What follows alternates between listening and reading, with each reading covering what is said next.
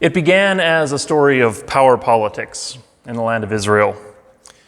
You're not going to believe this, but there was a conflict between the ethnic groups that lived side by side in the land of Palestine. This was, by the biblical timeline, nearly 3,000 years ago. Long history of conflict, indeed. Leaders rose and fell. International alliances were formed and tested. There were land grabs and controversial settlements, and at the heart was a religious conflict between the heathens and the chosen ones. In this case, the worshippers of Baal and the followers of Yahweh. At the heart of the conflict was the prophet Elijah. We're not sure about Elijah's background, but in the stories, he is one of the elite. He has access to kings. He becomes internationally famous with followers and a strong title, and he has great power. He has this connection, direct connection, it seems, with his God, Yahweh, who does great things, miraculous things on his behalf. Elijah the prophet, legendary man of faith even in his own time, now revered by billions of followers of Judaism, Islam, and Christianity. And the first thing that we learn about this guy is that he got hungry. Elijah is introduced in 1 Kings chapter 17, informing King Ahab of Israel that Yahweh was going to bring about a drought on the land. God was blackmailing the king for worshiping the wrong God. Until King Ahab converted from the follow of Baal to the worship of Yahweh, there would be no rain in all of Israel. That was Elijah's prophecy. So he delivered this message to Ahab and then went off to a ravine where Yahweh told him to hide. Yahweh told Elijah that the ravine would have a small stream that he could drink from, and ravens somehow brought him bread and meat twice a day. But eventually the stream dried up, and God directed Elijah to a village beyond the borders of Israel, where he met a woman out gathering sticks to make a fire. She's not given a name in the story. She's known only as the widow of Zarephath, so I will call her Zara. Elijah asked Zara to bring him a drink, and stranger or not, drought or not, the strong customs of hospitality dictated that Zara must meet the needs of this stranger as a guest. As she turned to comply, Elijah pushed further. "While you're at it, I'm hungry. Bring me some bread, too." That was probably within his rights to ask as a guest, but this was a step too far for Zara. "I swear on the life of your God, I have no bread to give. I have only a little handful of flour left, only a little oil. Now I'm gathering sticks to make a fire, to bake one last tiny loaf for my son, and then we're going to die." That was all Zara had to offer. She valued the hospitality norms and traditions of her people. She recognized Elijah as a man of God, someone important. She may or may not have realized what was happening at the level of kings and high priests and international relations. But all of that was happening up here, and in that moment, Zara was living down here. None of that other stuff mattered. Not because she was basic or simple or stupid, but because she was human. She was starving. She had a responsibility to her son. They were trying to survive, and that was the only thing that mattered. And that was true for Elijah as well. He talked with kings and held international influence. His faith was strong enough to do miracles, but he still had to eat. He still sought safety from his enemies. He spent lots of time up here. He still lived down here, just like Zara and her son, just like all of us. Remember church potlucks? We would gather at the church for worship. During the service, there would be a few people in the kitchen, keeping the slow cookers going, heating up dishes in the oven. We would be in here in the sanctuary doing our worship thing, the emotional and spiritual and communal highs of praying together, singing together. There would be some guy at the front using big words and talking about ancient stories and deep spiritual truths, and we would all feel sophisticated and knowledgeable, maybe even enlightened. But then you would notice the smells from the kitchen wafting across the room, and your attention would fail, your stomachs would start to rumble, and you would give up caring about whatever the preacher was talking about. Just stop talking already, we want to eat. We live down here. Can't wait to get back to those days. We visit these higher levels of culture and consciousness occasionally, but we live down here. Everyone does. In the language of spiral dynamics, we are all beige. As you've probably heard by now, our summer worship series is called Faith of Many Colors, the spirituality of spiral dynamics. And beige is the first space on the spiral. As defined in Wikipedia, spiral dynamics is a model of the evolutionary development of individuals, organizations, and societies. Individuals, organizations, and societies. In other words, spiral dynamics is a model of how everyone and everything grows and develops. Small project. Let's start on the level of individual development. I will be the guinea pig on the spiral treadmill. I was born at a very young age, and at the beginning I was all instinct and basic motor functions. Eating, sleeping, pooping, figuring out how to get the adults to help me with all of that stuff, working out who I could trust to keep me safe and warm, all of that. Staying alive, oh, staying alive. That's beige. There can be a whole lot more going on with all of these spaces. I'm going super simple here to give us a more general idea of the colors on the spiral. So I began life as beige, and after a while I started to figure out that there was this whole other world beyond me, a world full of wonder that I could interact with. It was amazing and magical, quite frankly terrifying. There was so much beyond my control, for better and for worse. Life just kind of poured over me and around me, and I'm just there all wide eyes and open mouths. But I had a family where I belonged. There was safety in numbers. And if I played my cards right, they would even give me ice cream and candy sometimes. That's purple, the place of wonder and tribal belonging. As I continued to grow, before long I figured out that there were some things I could control. I got tall enough to sneak candy off the kitchen counters when my mom wasn't looking. And I could do chores on the farm to prove my worth to the family. Eventually, they even paid me for the work that I did, and I could spend that money on whatever I wanted, usually baseball cards with a stale piece of gum in each pack. That is red, the space of the warrior. We were a pacifist family, so I wasn't exactly encouraged to be a warrior, but I did learn to use what power I had to control the world around me. I could torment my brother. He was a lot bigger and stronger than me, but I was clever. I was faster than he was, so I could make him really angry and then just run away. There was a lot of red in my childhood. But I really found myself when I went to school. There were neat lines to stand in, all these rules to follow, a whole organization devoted to teaching me my place in the world and how things worked. 2 + 2 = 4. What goes up must come down. Do your homework and earn the praise of the teacher.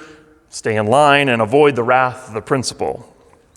And as a Christian school, my school taught the capital T truth from beginning to end. Everything was solid and trustworthy. There was great security in that. And purpose. By high school, I made the basketball team. Even though I wasn't the best athlete and didn't score most of the points, I learned how to be a good teammate, how to rebound and pass and play defense. Because what mattered more than my individual success was the success of the team. That is blue. Teamwork, clear lines of responsibility, a shared identity and sacrifice in service of the unity and success of the group. Then, after high school, I went to university. And while I was pretty insecure in leaving my blue high school community, what I loved about university was all the questions that didn't have answers. I mostly studied American history and world religions, and there was so much information that I had never considered before. A whole lot of unknowns, but that was okay because even the unknown was part of the process of finding out. We didn't know yet, but we could find out. And the journey to discovery itself promised to make things better through greater understanding, invention, technology, all this useful stuff. I mean, other people were studying the useful stuff. I was just studying history, but I was in that same space. And that's orange. Research, data, best practices, all rational and effective and productive. After university, I moved to Vancouver, my first real taste of life in the big city. And it turned out that I wasn't nearly as smart as my university degree told me I was. Living in Canada, in a truly international city, I quickly realized that my knowledge of history was so one-sided and incomplete. I met people who practiced the world religions that I had studied, and their lived experiences were so much more than I thought. I became friends with people who blew my stereotypes out of the water. And over time, I came to realize that my way of seeing the world was just one of many, many perspectives. My friends saw the world very differently than I did. Who was I to say that I was right and they were wrong? Maybe the world was big enough for all of us, for all of our stories, for all of us to be the people that God made us to be in our own ways. That's green. Inclusive, multi-voiced, justice and awareness and compassion for all. So that's the basic spiral for individual growth. For me, it happens to line up quite neatly with the geography of my life. As my world got bigger, my worldview expanded to make space for all the new places and people and ideas that I was experiencing. The discovery of new spaces doesn't cut me off from the previous ones. I can still go back and access those as well. Often, for better and for worse, I automatically default to different colors depending on the situation. When I go back to my hometown, back to the house I grew up in, that adolescent red and purple and blue comes out so fast. But my understanding of myself in relation to the world has forever changed from the spaces I grew up in. My center of gravity has shifted. That's the basic theory of spiral dynamics for individuals, that most of us have a center of gravity within one or perhaps a combination of two of these spaces. We can access the others, and we do go to them unconsciously sometimes, but we have one or two of these that have the strongest impact on how we see the world. We stand in one of these color zones to look out. You don't have to listen to me talk for very long to see that I operate a whole lot out of a green space these days. I try to include everybody in decision-making. I value cooperation and compassion. I try to pay extra attention to people whose stories are very different from my own.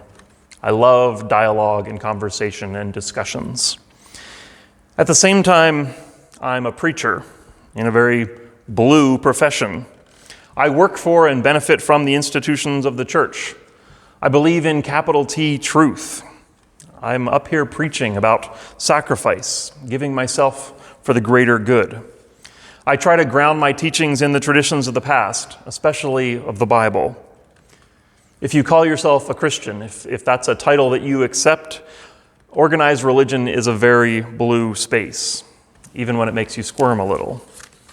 So I'm very green and very blue at the same time, and quite often those two bump up against each other within me. It's really interesting to believe in capital T truth and the value of everyone else's truth at the same time. Throw a little bit of beige into the mix, the fact that my livelihood revolves around talking about truth. Suddenly there's a whole lot of pressure to figure out how to balance it all. Contradictions, compulsions, hypocrisy abound, let me tell you. And that's one of the big values of spiral dynamics. It offers a structure to help understand and sort out those kind of internal struggles and complications, including spirituality. Faith has looked quite different for me at each of these spaces, and this model helps me to understand and appreciate those differences. So that's the spiral at the individual, personal level. Claire Graves, the psychologist who began the work of spiral dynamics back in the 1970s, recognized that a lot of these same patterns of development also happen in societies. He and those who continue his work stretch out the spiral over 100,000 years of human history. And further, spiral dynamics proffers that organizations also operate in the spaces on the spiral. Families, churches, cities, businesses, political parties, nations all tend to have a center of gravity in one or two colors. And over time, the dominant color of organizations can shift and develop as well. So again, this is a hugely ambitious model. I first learned about it from a book called A Brief History of Everything by Ken Wilber. Unfortunately, today we don't have time for even a brief history of everything. So we can look forward to more about how this applies to organizations and societies in the coming weeks.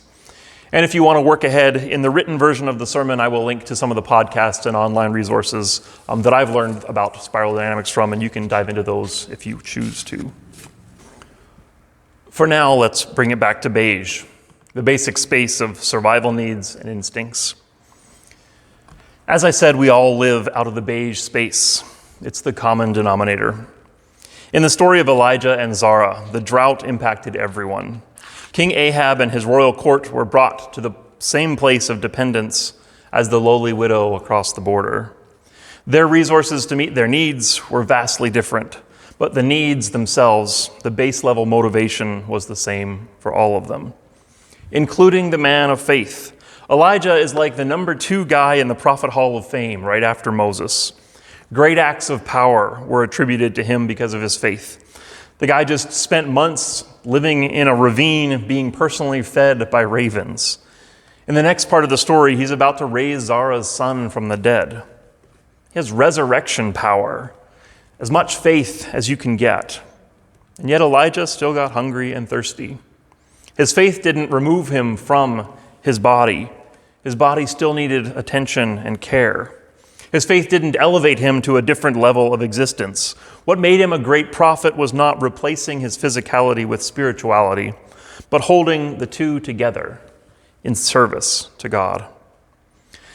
That's a story that's told over and over again in the Bible. The unification, the inseparability of the physical and the spiritual. From the beginning in the first creation story, as soon as humans are given bodies, God declares them imago Dei, the image of God. That divine image was not achieved by climbing up the spiral or whatever ideas of progress and maturity and sanctification that we might have in mind. Those journeys had not even begun, and already God said, "These humans are my own. They are good." As the psalmist put it, "You knit me together in my mother's womb. I am fearfully and wonderfully made." Already at the level of Beige. Even the purity level religion of Israel was not about getting rid of or becoming less physical. Old Testament faith, with all its laws and sacrifices and rituals, were about bringing together the physical with the spiritual in ways that brought out the best in both. Christian faith, as followers of God incarnate, is an affirmation of human bodies. Our physical needs and instincts are real and important. Jesus sought to heal this divide between body and soul. Love the Lord your God with all your heart, soul, mind, and strength. Beige is the foundation for all the other spaces on the spiral, and faith seeks to honor that, to honor the human bodies on which all the rest is built. That said, Beige is not the only thing that matters. Life is not merely survival. That's what's so compelling about this story of Zara and Elijah. She had only enough for one last desperate meal for herself and her son. Every instinct she had told her to cling to those resources. They were her last hope. And Elijah asked her to trust in something beyond her needs and instincts. The thing about Beige is that it grounds us, but it can also control us. All those other spaces can be twisted into serving Beige, the baseline of survival. We've seen a lot of that during the pandemic. Our other centers of gravity have been co-opted by the compulsion to survive. Science will save us. My church, my God will save us. Equality will save us. Carefully following government health orders will save us. All of those claims, some of those things can make us safer, but all of those claims are generally false in terms of promising to save our bodies, to help us survive. None of those things save us for long. We will not survive, not in this way. And more, this compulsion for survival actually steals the vitality and creativity and power from these other spaces. These other spaces don't exist only to serve the beige. They have their own purposes, their own gifts. If beige dominates us, the fullness of human individuals and society cannot flourish. Even faith becomes one-dimensional, just cheap fire insurance. The antidote to that is generosity. Yes, my body needs food, shelter, safety, sex, clothing, clean water. Yes, it feels like those are in short supply, that if I don't guard what I have, it will run out.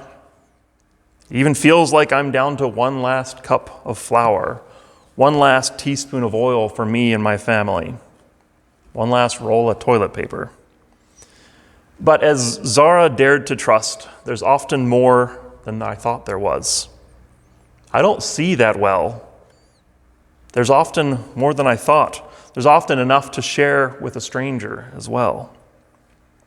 When we live like that, fully appreciating our physicality, but balancing that through generosity and trust, that is the path to flourishing. That's the path that opens up all of the colors of faith, up and down the spiral. In the words of Jesus, do not worry about your livelihood, what you are to eat or drink or use for clothing. Isn't life more than food? Isn't the body more than just clothes? Stop worrying then over questions such as what are we to eat or what are we to drink or what are we to wear? Those without faith are always running after these things. God knows everything you need. Seek first God's reign and God's justice, and all these things will be given to you besides. So that's my introduction to spiral dynamics. I will have a lot more to say about this over the summer, and I will welcome your questions and comments along the way. I hope that you have time to celebrate the beige space today with a good meal, some time moving your body, some excellent rest. Thank you for listening.